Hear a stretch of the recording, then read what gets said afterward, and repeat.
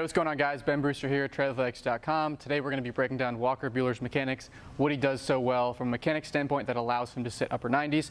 If you guys like this content, go ahead and give it a thumbs up right now. Let's get into the video. So for me personally, Walker Buehler is one of my absolute favorite pitchers to watch pitch. I think his delivery is nearly flawless.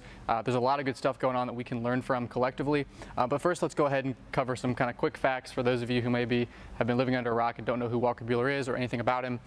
He's 26 years old. He's been in the big leagues for a few years now. 6'2", listed at 185 pounds. Again, I think that's pretty accurate just from his frame.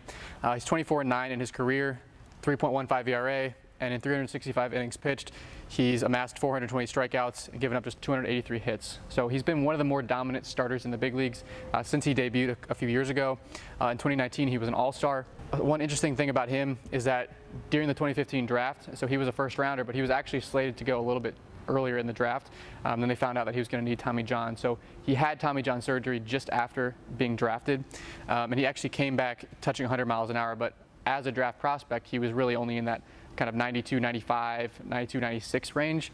And so very interesting in his case that he came back averaging at least 4 miles an hour, 3-4 miles an hour harder than he did going into the draft. So it makes you kind of wonder where he would have been drafted if he hadn't been hurt and if he had been sitting, 97, 99 plus as he is right now. So pretty good steal for the Dodgers as far as where they got him in the draft. But pitch usage standpoint, so he's got a fastball, a slider, a curve, and a cutter. Obviously, he's really relying on that fastball as his primary pitch. It's one of his best pitches. He's averaging 97 miles an hour with it. And obviously he's getting a ton of ride, a ton of vertical break on that pitch as well. So he's throwing that 62% of the time. He's getting an average of 2,546 RPMs, which is very high. Slider, he's throwing at 87. Curve, he's throwing 82 miles an hour. And his cutter, he's averaging 93 miles an hour. All those pitches he mixes in roughly equally. So about 11% for the slider, 15% for the curve, 12% for the cutter. And those also have kind of absurd spin rates as well. So the slider, he's spinning around 3,000 for the curve, and upwards of 2,800 RPM for the cutter. So he's generating a ton of spin, he's generating a ton of vertical break on the fastball, and he's really, primarily relying on that fastball, which in my opinion makes him really fun to watch, just being able to see the ride he gets on that fastball and see the smoothness and the efficiency of his mechanical patterns. So again, just kind of that's an overview of him as a pitcher. Obviously, we can play some highlights and show how nasty he is, but I really want to take a chance to break down some of the components that make him so efficient, and maybe some of the changes he's made since that Tommy John surgery, since college, when he threw a little bit slower. And so the first thing that I want to highlight, kind of this hands over the head, old school windup that he's adopted. What's interesting is if you look at video of him from college, at least all the video that we kind of researched leading into this, he doesn't do this. This is something that he appears to have adopted over the last few years with the Dodgers, is coming over the head with the hands and having this flowing old school windup. Obviously he doesn't do this out of the stretch, but again, it's just something interesting. Specifically for us, this is important because we've seen over coaching nearly 1,000 athletes now in the past 5 years, that the hands over the head cue is actually a very, very helpful cue for a certain subset of athletes, especially ones who maybe feel a little bit flat-footed, less athletic. Maybe they have issues with tensing up their arm or bringing the arm into the throw too soon. A lot of times it'll be helpful for guys who rotate the pelvis and the torso together.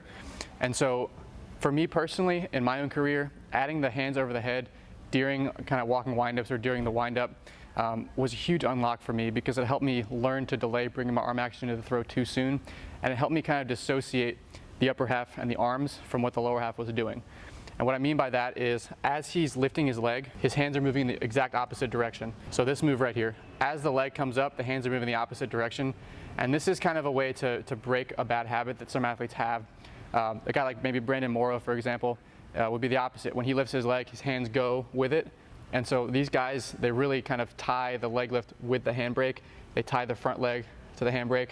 And it's really tough for those guys because a lot of times everything starts to come together. The leg lift to the hands, they're all tied together in one motion. And a lot of times they actually have trouble dissociating the pelvis from the torso, and the arm comes into the throw way too soon. So hands over the head, it gets, as the leg is lifting, it gets the hands moving the opposite direction. And so it really breaks that chain. It breaks the connection between the two. In terms of the arm is now segmented from the lower half. It's also important because it adds a sense of fluidity to the arm action, as a sense of fluidity and rhythm as well. It's hard to quantify that. You're not going to find a research paper explaining how that works. But again, just trust me when I say this, a good percentage of athletes, when they test this out, they'll see a significant velocity bump. I'm not talking 5-10 miles an hour, but you oftentimes see a 1 to 3 mile an hour bump when you test this with a guy, especially when they have these issues that I'm talking about. And it's as simple as, hey, we're not going to just change you in season. We're not going to force this pattern, force this change. But hey, maybe you're doing walking windups, maybe you're throwing a pen. You can split test these mechanical changes. You can have them do 10 throws with the hands over the head. You can have them play with it for a couple days and catch play, and you can see the effect it has on their patterns. And so again, this is just one of those things that maybe seems subtle. Maybe a lot of you maybe didn't pick up on this change that he's made, but it's something that can have a very profound effect as kind of that final piece to improve a guy's rhythm, improve his sequencing, and improve his segmentation from his hips to his torso.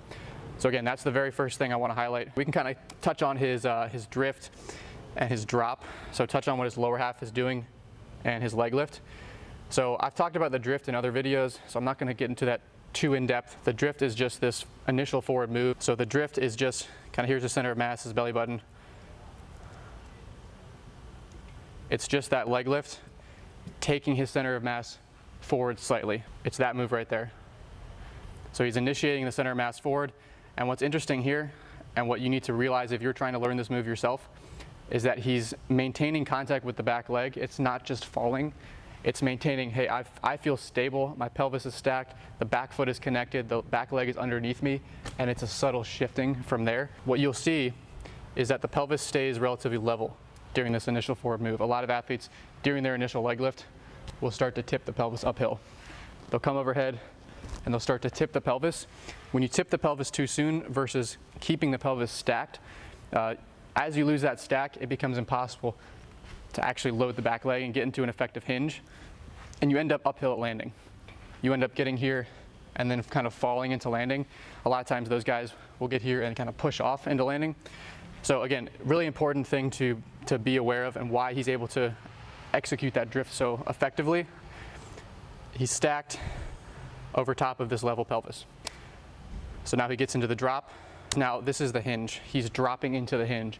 So he's got this initial forward shift, then he drops into the hinge. The hinge, again, we've talked about this in other videos, so we won't go into it too crazy. The hinge is that pelvis locking into the back hip, holding tension. So this is when guys, pitching coaches talk about kind of holding the glute or getting into the glute. This is the frame in which he finds the glute.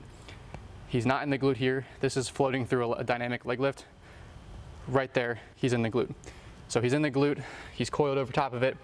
He has a certain degree of knee flexion and hip flexion, but again, he's still staying relatively level with the pelvis. The forward move, if we track where his pelvis is, level, level, level. So we can stay within about 10 degrees of the horizon with the pelvis versus letting it start to tip forward as we move forward down the mound. That's going to be the optimal position to actually get an effective unload of the pelvis from. So it keeps a good closed pelvis and a good level pelvis, which we again refer to as the stack. It's the torso stack, it's the pelvis stack, and it's being in a very stable and strong position to unload from versus giving up that stack early and letting the pelvis start to tip and the front hip start to reach towards the target. He relaxes or releases his pelvis into rotation. So he's not actively muscling his pelvis through rotation. What happens when pitchers try to force that pelvic rotation is, although it sounds like a good idea on the surface, when they try to muscle the pelvis through this way, usually what happens is your body starts to lump all these segments together, the pelvis, the L5, L4, L3, L2, it lumps your spine and your pelvis all together, and it ends up being a very choppy, forced movement versus holding tension down the mound and releasing it at the last second. So we like to think of this move from the hinge, holding the tension right here, to landing as a release of tension, a release into rotation versus an active forcing of the pelvis and trying to spin the pelvis into rotation. That's just the way that we frame it for our athletes. And I've had personal experience with this as well, seeing a velocity bump in my own career by not trying to force the rotation, but holding the load, holding the tension, and then letting it go at the last second into landing. So again, something to try in your own career as well. Let's talk about his arm action now for a second. When we look at arm action, again, there's a lot that goes into high-level arm path. So definitely check out some of our other videos if you want kind of a more in-depth overview of what we look for in arm actions. But for him, I just want to highlight one of the things that he does so well, which is capturing the momentum and not having any sort of lags or hitches in his arm path. And so part of that is it is happening because of this fluidity going over the head with his hands. What we look for is at handbrake, does that arm actually pendulum down and never lag or stop moving from the entire loop, from handbrake into flip up, into layback, into acceleration, into ball release. There should never be a frame, ideally, when there's a lag. So if we go through his handbrake, you can see that that arm pendulums down, free of any hitches. We call this capturing the momentum of the downswing. That's the cue that we'll use for guys. But there's never a moment when that arm lags. It's tracing this path. If we kind of trace the path of the ball,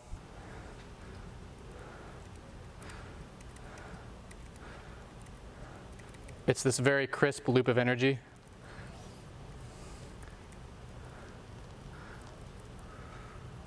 Right, he's capturing this loop of energy and capturing that acceleration. And that's just one of the things he does so well, is that it's this very crisp loop of energy from the downswing into the flip up into the acceleration. And just a good visual of that.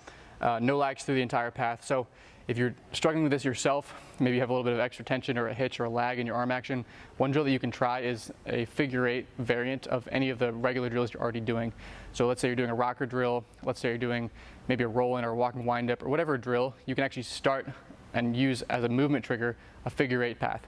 So I'll overlay a couple videos of that over top of the video right here. But again, just something to get you to feel that rhythm and that syncing up of the arm swing with the torso, with the lower half, and not bring it into the throw too soon. So again, that's something that if an athlete was struggling with this particular part of his arm action, that's one of the key drills that we would prescribe to help clean and smooth over that path of his arm. Those are just kind of some of the core things that I wanted to highlight with his mechanics. There's a lot more that we could go into. We actually, when we break down pitchers, we look at over 54 different mechanical checkpoints, right? It's like a mechanic looking at a car and identifying, hey, these are all the things that we need to look for in a car to make sure that it's running smoothly. When we look at a pitcher's mechanics and we're trying to identify maybe what's holding them back from a velocity standpoint, our mechanical checkpoints for high velocity basically, and we take him through this, he aces 53 out of the 54 things that we've identified in high velocity throwers. The only thing that isn't absolutely perfect would be his front leg block. And again, that's really nitpicking. I wouldn't tell him to change it at all. But let's just break that down very, very quickly, the lead knee stabilization and why that could be a potential issue in some lower level athletes. Ideally in a lead leg block at landing, and again in this particular clip we can't exactly see when his front foot lands. At landing you have a certain knee flexion angle, and let's just say this is landing right here. This is weight bearing foot plant. You have a certain angle with that lead knee. Ideally what you want is not to see that angle increase. So you don't want to sink deeper into that front leg. You definitely don't want to see the knee continue to travel towards home plate. You definitely don't want to see that knee shoot off towards first base. And ideally you don't want to see the center of mass sinking deeper into that leg. Instead of hitting and continuing to drift forward, you want to hit, and then as you complete your rotation, as the pelvis continues to rotate, it pulls that front leg into extension. That's the paw back mechanism that we talk about. And so Walker Buehler, again, elite fastball, but he doesn't really have this paw back mechanism, which makes him an interesting case. So as we take him into rotation, you can see that he's actually sinking very, very slightly into that front leg. It's subtle, maybe a couple degrees. So again, that's not as much the issue as the fact that he's not getting knee extension or further knee extension into ball release. He basically just maintains this angle the entire time and throws over top of it, which is relatively unusual when we're talking about 100-mile-an-hour throwers. Usually you are going to see that paw back mechanism in a vast majority of high-level throwers. Another notable pitcher that did this, that still threw very hard, was Bartolo Colon, actually in his prime. Again, another pitcher who didn't have that paw back mechanism, was still able to throw triple digits. So it's not one of those things where it's going to stop him from throwing hard. He still does a decent enough job stabilizing that knee from drifting forward or drifting laterally. It just doesn't have that extra bit of knee extension in the ball release that we typically see in hard throwers. So again, just a very minor detail there. Not saying he should change anything, but almost perfect mechanics. Now, from my standpoint, he has one of the best looking deliveries in the big leagues. He's definitely in my top 5 as far as prettiest looking deliveries. But let me know what you guys think. Who's in your top 5? Who do you want to see us break down next? And what do you think are the best looking deliveries in the big leagues? I want to hear from you guys. Again, subscribe to this video. if you're not already subscribed to our channel. We're all about helping pitchers develop. We're all about breaking down mechanics, giving you the tools that you need to develop as an athlete or a coach. So if you found this content valuable, give it a thumbs up, subscribe, and we'll see you in the next video.